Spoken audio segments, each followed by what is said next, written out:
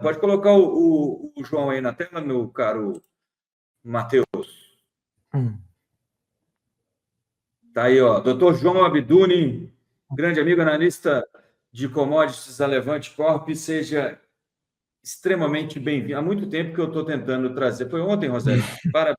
Feliz aniversário para a Roseli Costa. Muito tempo que eu estou tentando trazer o João para este programa, para a Sucupira, para que ele fale com os nossos sucupirados e sucupiranos. Eis que consegui.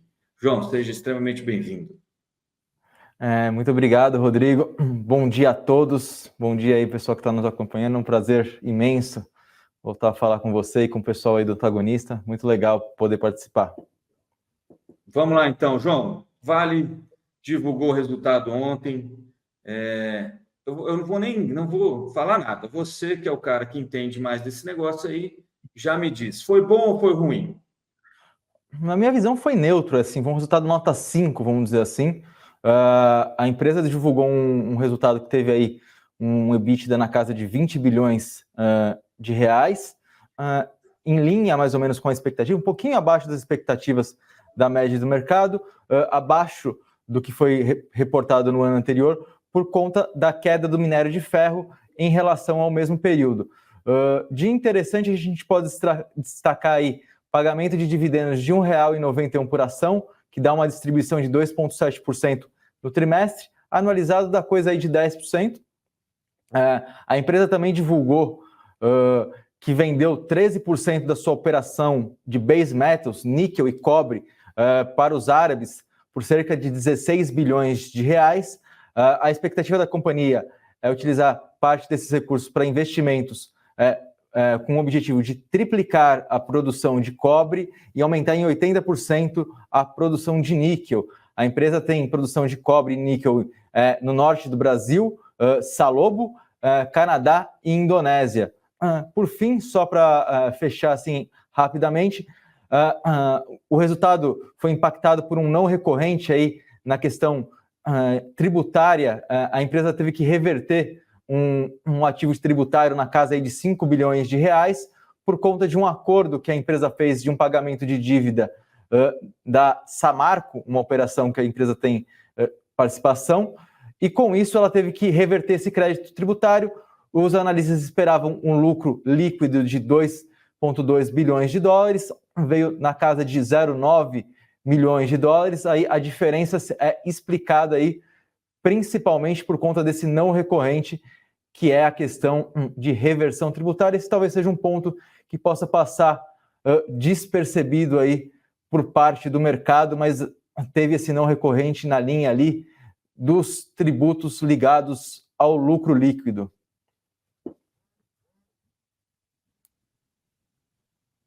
Pronto, aí. Explica para mim só melhor essa parte desse não recorrente, João. Isso é um negócio que eu tenho dificuldade de entender. Às vezes eu acho que as pessoas também têm. Era um tributo que não estava, não era esperado para se pagar, é isso? Na verdade, ela tinha reconhecido um ativo diferido, ou seja, em algum momento no passado a Vale reconheceu um prejuízo por conta dessa operação do Samarco, e era um crédito tributário que ela ia usar para pagar menos tributo no futuro, e com isso reconhecer um lucro maior. Como ela fez esse acordo lá na operação de Samarco para pagar esses 5 bilhões de endividamento de 2024 até 2030, ela precisou reverter esse crédito tributário que ela teria. A hora que ela reverteu esse crédito tributário, ela baixou isso do ativo e isso impactou negativamente o resultado trimestral da companhia, contabilmente falando. Isso não afeta o caixa da empresa, nem nada disso. É um dispêndio de caixa que a empresa vai ter ao longo de 5 anos, por conta desse pagamento dessa dívida, e ela, no acordo que ela fez, ela deixa de ter esse direito a esse crédito. Por conta disso, o impacto no contábil é diretamente no trimestre, mas é algo que vai ser pago pela empresa ao longo aí dos próximos 7 anos. A gente tem como estimar como seria o resultado líquido sem esse imposto diferido? Seria 2,2 bilhões de dólares, algo como 10 bilhões de reais. Seria mais ou menos o dobro do que foi.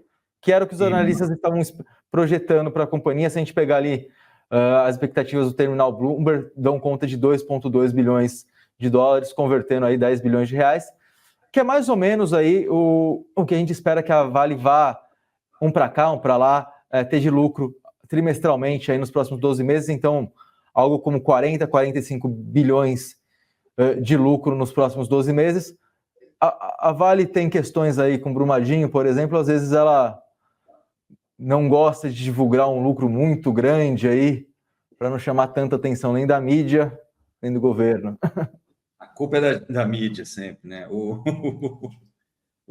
Deixa eu te perguntar uma coisa, João. É claro que eu não posso deixar... Um detalhe, a culpa, na verdade, foi da própria empresa que permitiu lá o acidente, e aí ela está sempre um pouco enrolada.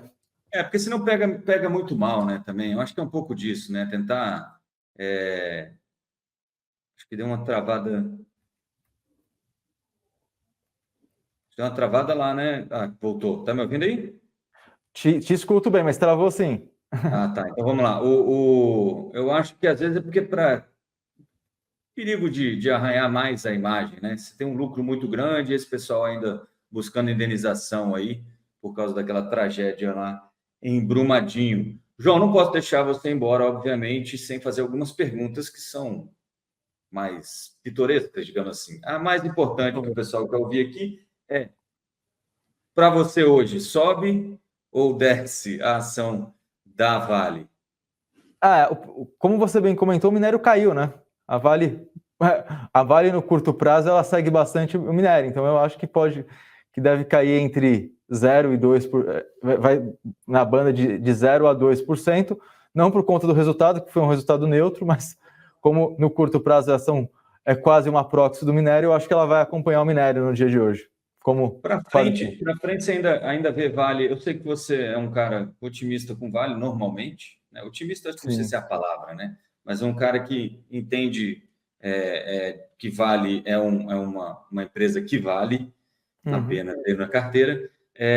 Para frente, como você está vendo aí a Vale? A Vale tem agora definitivamente dois negócios. Ela tem um negócio de minério de ferro. O minério de ferro aí é qualquer coisa entre 80 e 120 dólares na média. Vamos ficar por 90. A empresa produz 315 milhões de toneladas. Essa operação da empresa deve gerar aí esses 10% de dividendo ao ano ao longo do tempo. Então, você tem uma operação aí que vai te remunerar em proventos cerca de 10% ao ano. É mais ou menos o pré que você gosta bastante hoje em dia. Tá? A Vale te dá a remuneração do pré em dividendos. E ela tem essa outra divisão, que são o níquel e cobre, chamado Base Metals, que ainda está em desenvolvimento. Então, há um destravamento grande de valor para a companhia daqui até 2030, né, nessa operação que os árabes estão investindo, que a Cosan já investiu no passado, já está investindo também, entrou o ano passado, mas há essa questão das transições energéticas. Eu acredito que a empresa possa ter mais relevância nesse segundo negócio, que começa a ser mencionado, assim, no ano passado você mal ouvia falar disso, agora tem aí vai começando a tomar tração.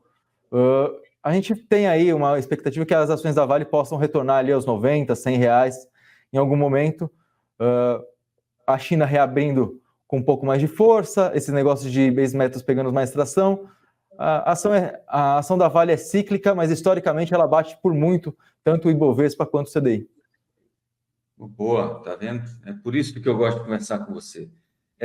Deixa eu só para liberar você aqui, para a gente entrar numa seara que é mais antagonista, assim, digamos assim.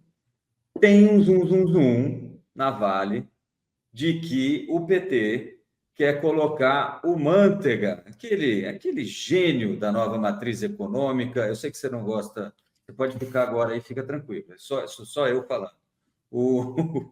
Esse gênio da nova matriz econômica, talvez um dos expoentes aí ao lado do nosso querido Márcio Postman, que pode estar indo para o IBGE, do terraplanismo econômico, no conselho da Vale, alguns dizem até como diretor-presidente da Vale. Qual a sua avaliação sobre isso? Isso pode impactar o preço caso se torne realidade? Qual a chance disso acontecer hoje? O governo tem cerca aí de 8% das ações, aí se você somar Previ, BNDES, entre outras instituições.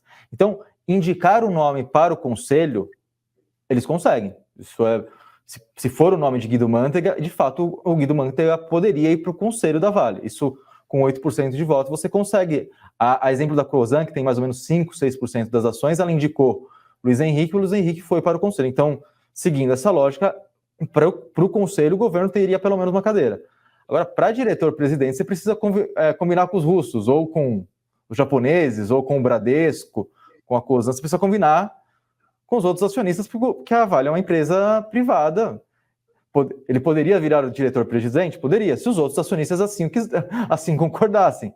Isso é um pouco menos provável, para não dizer bem menos provável. Mas para o conselho, existe uma chance bem grande, por exemplo, caso o Lula resolva indicá-lo. Você acha que isso impactaria o preço, se o Mantega fosse confirmado na Vale?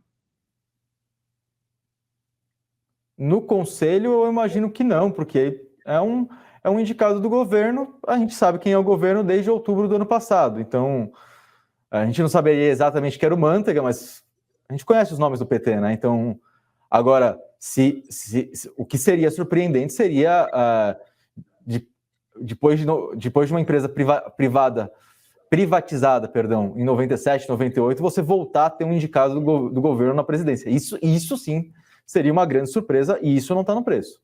Mas isso a probabilidade disso é 8%, ou seja, 92% de chance que isso não vai acontecer. Muito bem, João. A gente já combinou aqui de você voltar para falar de Petrobras, mas eu queria aproveitar a sua presença aqui para falar sobre um outro ruídozinho que está tendo na Petrobras, que é aparentemente uma pressão do PT para mudar a diretoria da Petrobras. Inclusive, há rumores de que o Jean Paul Prats, que é o presidente atual da estatal, possa também ser tirado do cargo, né? Você acha que como é que isso pode impactar preço? Como é que você está vendo a Petrobras hoje? Vamos lá. Algo que talvez tenha irritado um pouco o PT com relação ao Jean Paul Prats é que o conselho que o Bolsonaro indicou, ele teve vigência até 1º de maio.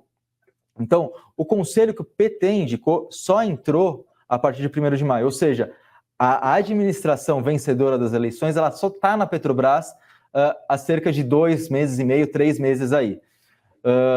Com isso, demorou mais do que o governo gostaria para ter os nomes deles dentro da Petrobras, política de dividendos alterada, política de preços alterada.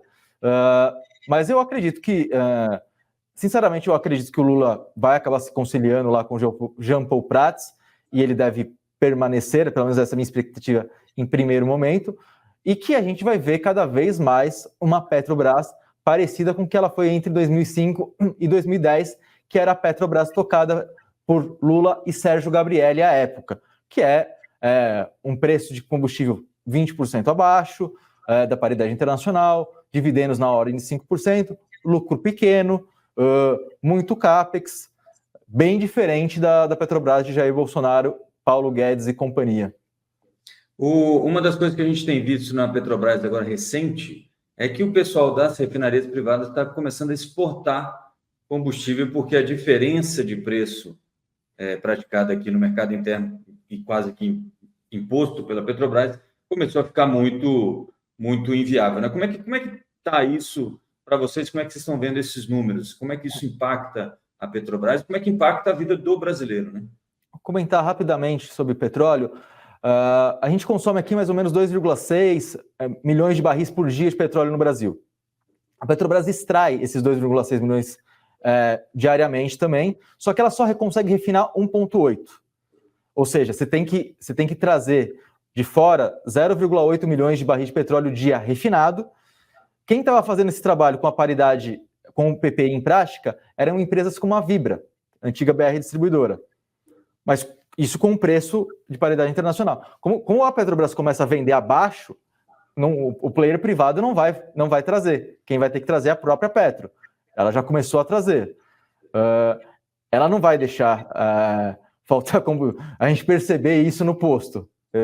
Eu tenho convicção que isso não vai acontecer. A Petrobras é uma empresa bastante profissional, pelo menos nas suas áreas operacionais. Aí tem muita questão nos cargos mais altos, governanças, mas operacionalmente falando, vai ocorrer tudo bem.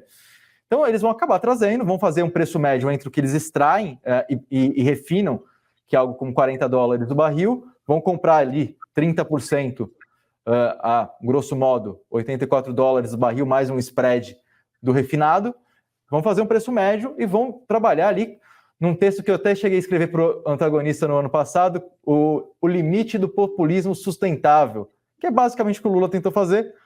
É diferente do que a Dilma tentou fazer, porque o da Dilma foi o limite do populismo insustentável. Aí não dá para fazer.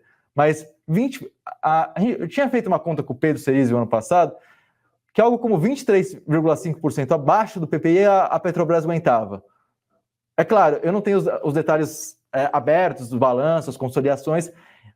Isso é uma conta meio que por cima, porque a gente tem pouca informação que é só o balanço. Mas é engraçado que bateu exatamente nos 23%. Exato, é onde está hoje, né? Está 24 a gasolina. Hoje está 24 já? Eles estão ali jogando com a conta assim, bem em cima já. Talvez a gente observe uma Petrobras com... Não, certamente a gente vai observar a Petrobras divulgando lucros muito menores no terceiro trimestre. A Petrobras hoje é muito eficiente, então não acredito que a gente vai chegar a ver nesse terceiro trimestre já prejuízo. Porque a Petrobras, 80% do petróleo refinado da Petrobras hoje vem do pré-sal. Então, a Petrobras de hoje é uma Petrobras que, grosso modo, ela nasceu nos últimos 13 anos. Então, ela eu brinco que é a super Petro que a gente tem hoje, né? Que é a Petro que extrai 80% do seu produto do pré-sal. É isso. João, a gente vai voltar a falar de Petrobras na semana que vem, depois do resultado. Acho que o resultado é quarta-feira, você lembra de cabeça aí, não? É dia 4 que a gente vai falar. Então, é dia 3 do resultado. Sexta-feira de novo, então, você está aqui de novo. Combinado. Então, pronto. É um prazer inenarrável ter a sua companhia. João, um abraço. A gente se vê, então, semana que vem. Até mais. Obrigado. Perfeito. Muito obrigado.